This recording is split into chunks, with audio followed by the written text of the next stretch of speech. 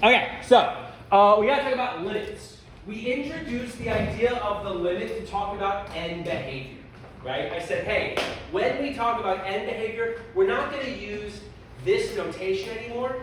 It's not that it's wrong, but we have a more concise way of doing it. I said, rather than saying as x goes to negative infinity, we pull it all together into a limit, right? We can use this notation to talk about end behavior, and we can use this notation to talk about end behavior with rational functions as well. Rational functions have an end behavior, just like polynomials do. Polynomial functions, the end behavior is always like this. Rational functions, as we've seen, is not. Here's an example. Here's a rational function. How would you find the limit as x goes to negative infinity? Any guesses what the limit of this function would be as x goes to negative infinity? Just as a gut check. Which direction is negative infinity if we're talking about x? Left. We're saying, what will this part of the graph go to as it goes forever? Lexi said 1. Lexi, how did you get 1? It just looks like it's going to 1. Why does it look like it's going to 1? It seems like it's exponentially decreasing its distance between infinity and 1. Yeah, we want to not use exponential, but I get what you're saying. Okay. What would we describe would be a physical characteristic of the graph at y equals 1. What type of thing is there at y equals 1? A horizontal asymptote, absolutely. There's a horizontal asymptote right there. And an asymptote is the value that the function approaches as it goes to infinity.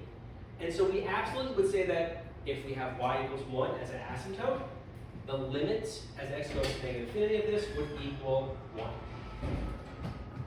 So we can talk about end behavior, not just for polynomials going to positive and negative infinity, but for rational functions going to any value, specifically the value of the horizontal asymptote. Mariana? Would it be the same for lim x to positive infinity? Yeah, it would.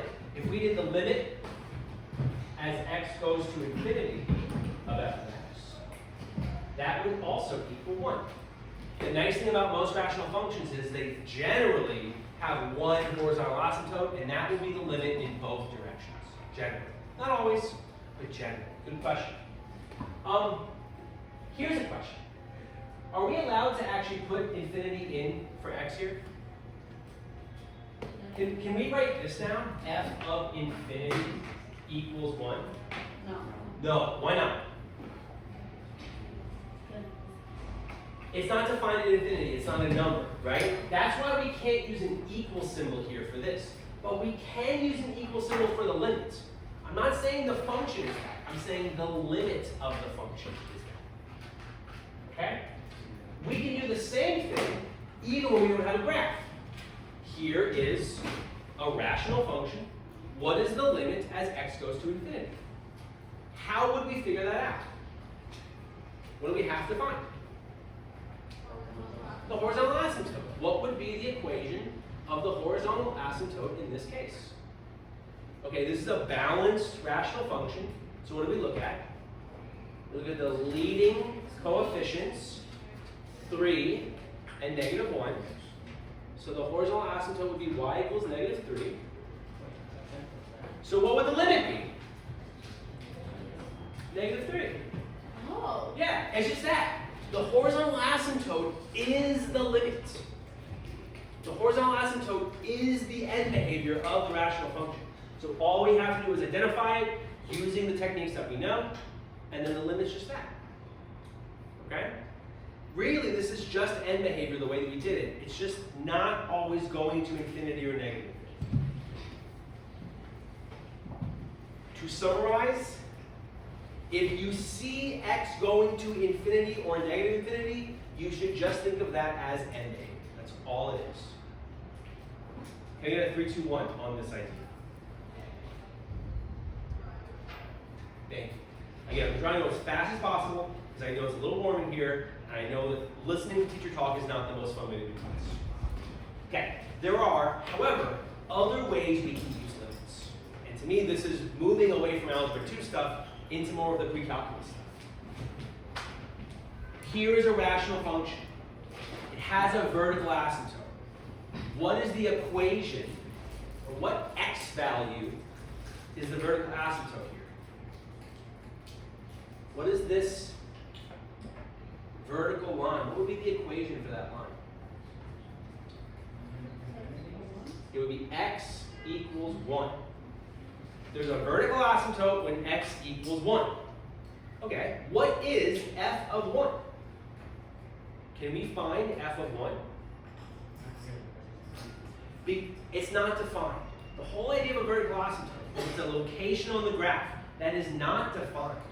So you can't find f of 1, but you can find the limit there. This is what limits let us do. They let us work around functions not being defined. So we could do this. What would be the limit as x goes to 1 of f of x? If you are going on this graph and you are getting closer and closer and closer and closer to 1, what value are you approaching? Infinity. The limit of f of x as x goes to 1 equals infinity. Limits can equal infinity. That's why we can have n behavior limits equal infinity. That's great. The problem is, not all rational functions will look exactly like this. Some might look like this. I see a couple, what's wrong with the idea of finding the limit here? Why can't we find the limit as x goes to -1 of this rational function? Jay? Is it because They're going in two different directions. As we come from the left side, what are we going to? Infinity. As we come from the right side, what are we going to? Negative infinity. If anyone has seen the movie Mean Girls, at the end, when she's in the math quiz bowl, she goes, the limit does not exist. This limit does not exist. You cannot have a limit as x goes to -1 because they're going in different directions, but we do have a trick to work around this. Limits we can actually have based on directions. So again, I wouldn't write this down because I'm going to give you notes for this. There are two types of limits when analyzing the middle of the graph. You can have a limit that approaches the graph from the left side. So that would be this limit. And you can have a limit as the graph approaches from the right side. That would be that. These have different notations. It's a very small distinction. It's just that. What is the only little difference between these two limits? That little negative symbol and that little plus symbol, those are not powers. This just means from the left, which is the negative side, and this means from the right. And so because we can distinguish between the limits from the left and limits from the right, we can talk about that previous graph in a meaningful way. We're allowed to say not what is the limit, but what is the left-hand limit and what is the right-hand limit. What would be the left-hand limit for this graph? Positive infinity. What would be the right-hand limit for this graph? Negative infinity. If these things are the same, then the limit exists. If these things are not the same, then the limit does not exist. Okay? This is really about notation. But this, at the end of the day, this lets us communicate things about the graph. You have to imagine you live in a world where you can't graph things on a calculator, because most people lived in that world for most of history. So they would talk about these things to create the idea of the graph. Can I get a 3, 2, 1 on limits for vertical asymptotes? Left hand, right hand limits. Okay. Anyone want to guess what the other kind of limit we're going to look at today is? We've talked about horizontal asymptotes. Talked about vertical asymptotes. Jay? Is it when we were talking about diagonal asymptotes? We're not. That is a useful limit, but those are actually going to be positive and negative infinity as well, because they're at a slant. Well, I heard someone say it. Holes. Yeah. We talk about limits with holes, right? Okay. Does this graph have a hole? How do you know? Because it has a hole. That's, like tautology, right? What is the x value of the hole? Yeah, so this is -1. Great. What is f of negative 1? It's undefined, right? This is undefined. So we can't find f of negative 1 because there's a hole right there, but we can find the limit. What would be the limit as x goes to negative 1? Anyone have a guess? What was that, Nisha? It would not be positive infinity. That's too big. It would just be 1. Why would it just be 1? Because that's the y value of this hole. From a graphical standpoint, if you have a hole, the function's not defined there, but the function is defined everywhere up to that point, and so you can imagine that if the hole wasn't there, what would you have? You'd have 1. So the limit would be 1 to me. So this could be 1? In this case, it's just 1. So I was confused how, did you say it was to be the x value?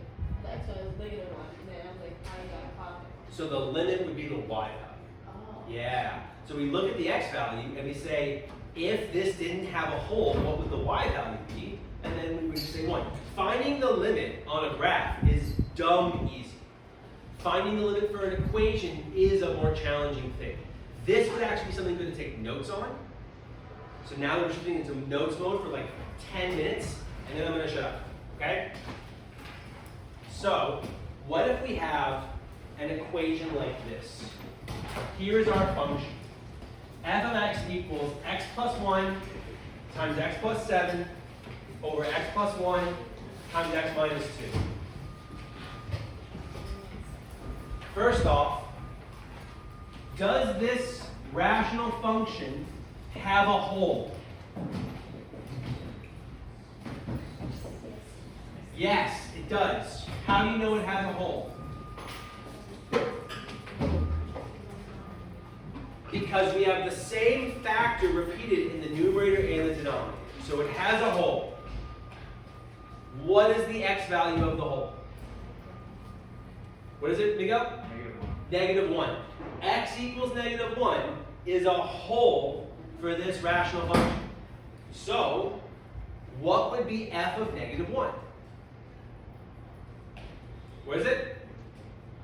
Undefined. If you have a hole, the output at that value doesn't exist. It's undefined. Let's just confirm why that would be the case here. So I'm going to substitute. I'm going to plug in negative 1 for x. F of negative 1 would equal negative 1 plus 1. Negative 1 plus 7. Negative 1 plus 1. Negative 1 minus 2. Okay? Let's simplify this whole thing. What is negative 1 plus 1? 0. So f of negative 1 would equal 0. And then what's negative 1 plus 7? Negative 1 plus 7. 6. What's negative 1 plus 1? 0. What's negative 1 minus 2? Negative 3. Oh, what's 0 times 6 going to be? What's 0 times negative 3 going to be? That's why it's not defined. But we can kind of play a trick here if we think about limits. Because this thing won't be 0 until you get all the way to negative 1. So if you're a little bit to the right of negative 1, or a little bit to the left, this will just be some number. And you're going to have the same number in the numerator and the denominator. So you can cancel them out. Right? If I have 3 times x over 3 times y, I can just cancel out the 3's, right? You can cancel things out in the numerator and the denominator as long as they're not 0. You can't cancel them out when they're 0 because when they're 0, the thing isn't defined. So I'm going to kind of say, you know what? Let's just say that they're never 0 because I'm not going to make them negative 1, and I can cancel them out. And I can cancel these out, and I can cancel this out. If I were able to cancel it out, what would f of negative 1 equal? It would be negative 2. It would be 6 over negative 3. Now I can't make them equal that, but I can make the limit equal that. And so if I were to find the limit as x goes to -1 of f of x, that would be -2. I'm already got -2 by doing 6 divided by -3. To be clear, you cannot say this. You cannot say f of -1 is -2. It's not. But the limit is. So this is undefined. And this is -2. Limits are useful things because they give us information about functions that the value of the function itself doesn't give us. Right? I think we talked about like the 10 big ideas of math. The limit is one of the 10 big ideas of math. Right? Having an x and y axis is one of the 10 big ideas of math. Having negative numbers is one of the 10 big ideas of math. Limits are right there. Limits are incredibly useful. Question, Gail? What's your question? So that's saying as x approaches -1, the limit is -2. Yeah, absolutely. And I'm going to show you why this works the way it does. Okay, I have a quick graph for us to look at. Oh gosh, I hope my computer doesn't die. That would be stupid. Oh, it's at 1%. Oh crap. Go fast, Paul.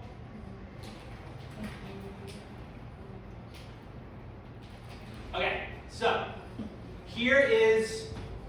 there's the function we just graphed, or just talked about. X plus 1 times x plus 7 over x plus 1 times x plus 2. That's what it looks like. At -1, if I go to -1, this function is undefined. It's undefined at x equals -1. Here's the simplified version where I got rid of x plus 1 in the numerator and denominator. When I click this button, the red graph will disappear, will be replaced by a blue one, because they are the same thing. They are the exact same graph, with the exception of one point. What's the one point where they differ? The whole? The hole. This one doesn't have a hole. If you go to -1, you get... I can't get there. -2. That's what we're doing. We're saying, oh, these are like the same function with the exception of that one hole. So I'm just going to ignore the parts that make the hole and ask myself, what would I have? The function's not defined, but the limit is. You good, Jacob? Now you're going to be famous. Okay. So, to put all this together. Whatever. Here we go. I got notes for you real fast. We'll do it together, and then I'll let y'all work.